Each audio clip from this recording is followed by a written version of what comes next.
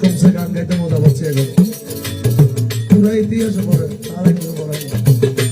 পুরা ইতিহাসের মধ্যে একমাত্র নবী যার নাম মুহাম্মদ মুস্তাফা আহমদ মুজতবা সাল্লাল্লাহু আলাইহি ওয়াসাল্লাম, যিনি উম্মতের জন্য এতটুকু কষ্ট করে দুনিয়া থেকে পর্দা নিয়েছেন।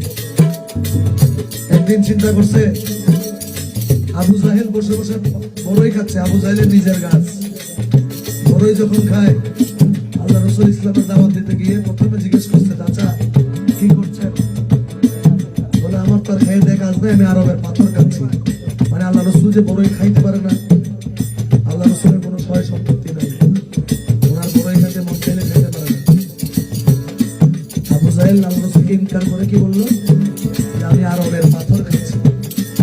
তখন আল্লাহ এই গালের বড়ই গালে নেওয়ার আগে গাছের যত বড়ই ছিল, গালের বড়ইটাকে পর্যন্ত আল্লাহ পাথর বানাই দিয়েছিল।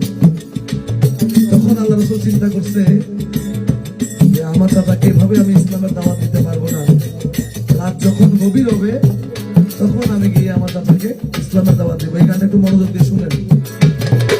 একদিন রাত্র অধিক হইল, সঙ্গে কেউ ছিল, করিতে গেলেন নবী ইসলাম দাঁড়ি রে আবু জাহেলের বাড়ি রে, আবু জাহেলের বাড়ি।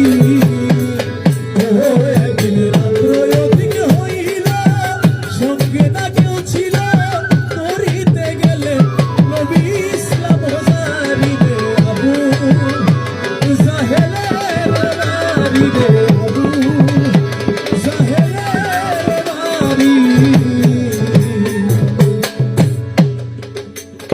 আমার নবী যাইয়া চাচা বলে ডাকিল, জাহেল দরজা খুলে দিল, নবীরে বসাইল অতি যত্ন করি। নবী যাইয়া চাচা বলে ডাকিল, জাহেল দরজা খুলে দিল, নবীরে বসাইল অতি যত্ন করি। জাহেল কয়, এত রাত্রে গোপনে আসিলা কি কারণ? জাহেল কয়, এত রাত্রে গোপনে আসিলা কি কারণে? এত রাত্রে গোপনে আসিলা কি কারণে?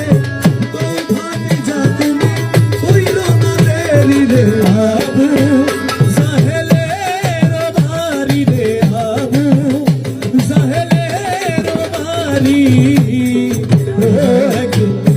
আবু জাহেল বুঝে ফেলছে কেন আসছে, ওই ইসলামের দাওয়াত দেওয়ার জন্য আমার বাড়িতে আসছে। আবু জাহেল যখন বুঝে ফেললো, তখন আবু জাহেল আমার নবীকে অফার করতে লাগলো একটার পর একটা। জাহেল কয়, ভাতিজা গো, আমার ঘরে মদ আছে তৈয়ারো, যত খাইতে পারো তোমার জন্য রাখিব মদ মজুদ করি। আমার ঘরে মদ আছে তৈয়ারো, যত খাইতে পারো তোমার জন্য রাখিব মদ মজুদ করি। এই আরবের যত নারী দেখো পছন্দ করি, এই আরবের যত নারী দেখো পছন্দ করি, আরবের যত নারী দেখো পছন্দ করি, হাজির করিতে পারি পরম সুন্দরী রে আবু জাহেলের বাড়ি রে, আবু জাহেলের বাড়ি। মদের লোক, নারীর লোক দেখালো। এখন বলছে, জাহেল কয়, ভাতিজা গো, আমার কাছে আছে ধন অমূল্য রতন, হীরা আর কাঞ্চন তোমায় দিতে গো পারি। ওরে আমার কাছে আছে ধন অমূল্য রতন, হীরা আর কাঞ্চন তোমায় দিতে গো পারি। তুমি যদি বলো বাদশাহ হব, বাদশাহী ছাড়িয়া দিব। তুমি যদি বলো বাদশাহ হব, বাদশাহী ছাড়িয়া দিব। যদি বলো বাদশাহ হব, বাদশাহী ছাড়িয়া দিব। তোমায় বাদশাহ বানাবো প্রতিজ্ঞা করি রে আবু জাহেলের বাড়ি রে, আবু জাহেলের বাড়ি। বললো, কোনো কালেমার দাওয়াত আমাকে দেওয়া লাগবে না, তুমি যদি বলো বাদশাহ হবা, তাহলে আমার বাদশাহীও তোমাকে লিখে দিয়ে দেবো, আমার বাদশাহগিরি দরকার নেই। কিন্তু সেদিন জবাবে মোহাম্মদ রাসূলুল্লাহ সাল্লাল্লাহু আলাইহি ওয়াসাল্লাম বলেছিলেন,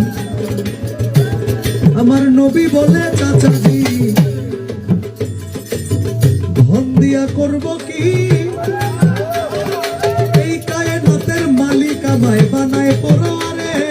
নবী বলে চাচাজি ধন দিয়া করব কি, কায়নাতের মালিক আমায় বানায় পরোয়ারে। নবী বলে চাচাজি আমি ধন দিয়া করব কি, কায়নাতের মালিক আমায় বানায় পরোয়ারে। পড়েন লা ইলাহা ইল্লাল্লাহ মুহাম্মদ রাসূলুল্লাহ, করে লা ইলাহা ইল্লাল্লাহ মুহাম্মদ রাসূলুল্লাহ। লা ইলাহা ইল্লাল্লাহ মুহাম্মদ রাসূলুল্লাহ, একবার পড়িলে খুশি হই যায় গো বাণী রে। আবু জাহেলের বাড়ি রে, আবু জাহেলের বাড়ি। জাহেল কত বড় জাহেল ছিল দেখে, যখন বলল ধন সম্পত্তির দরকার নাই, আপনি একবার পড়েন লা ইলাহা ইল্লাল্লাহ মুহাম্মাদুর রাসূলুল্লাহ।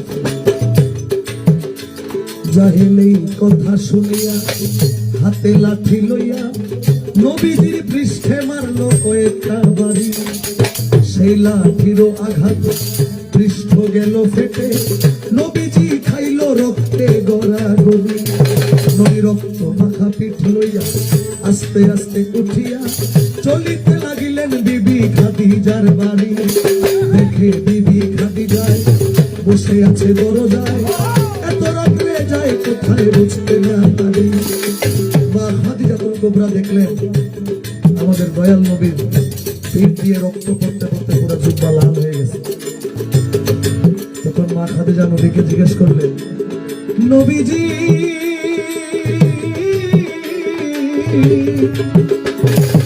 আপনি নবী আত্মাহি মুহাম্মদ আরবি, এই ঘটনা ঘটাইল কে জানতে কি পারি। ও নবী এই ঘটনা ঘটাইল কে জানতে কি পারি।